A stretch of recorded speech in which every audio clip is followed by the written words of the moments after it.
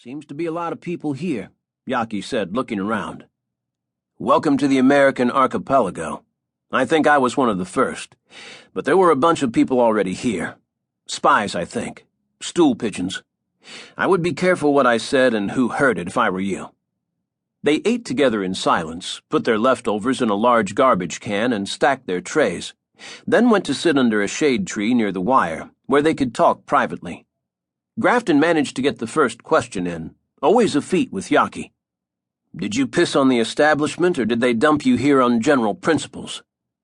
I'm an unreliable bastard. I wrote a column that was uncomplimentary to the administration, and a political apparatchik in the editor's office called the troopers. Needless to say, I don't think my column will be in tomorrow's paper. Brave editors. They were threatened with arrest. Their families were also going to be arrested, their bank accounts and property seized, and the IRS would prosecute them.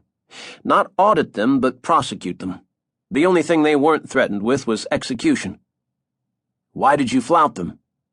Stupid, I guess. And you? The same.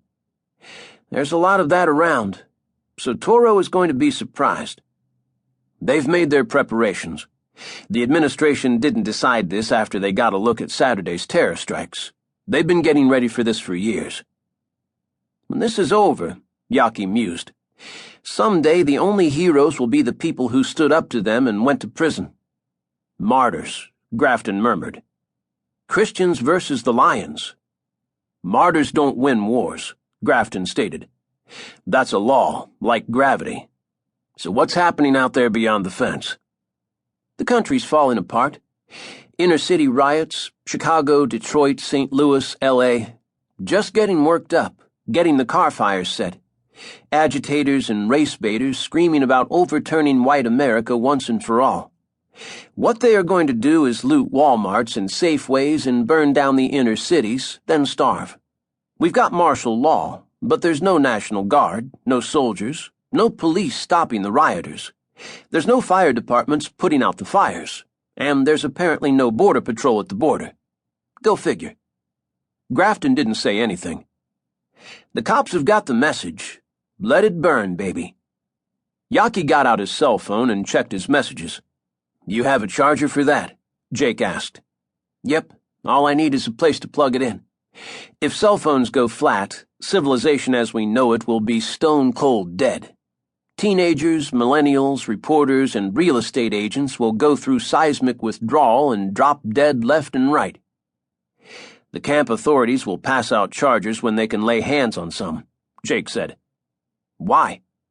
The NSA can listen to every cell phone and telephone transmission in America. They've been working on it for over a year. So Toro's orders.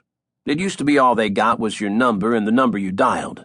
Now they can record the conversations digitally and mine them for keywords or names. They want you to talk on your cell phone. That's why they didn't confiscate the things. Jack Yaki sat with his cell phone in hand, watching the shadows lengthen.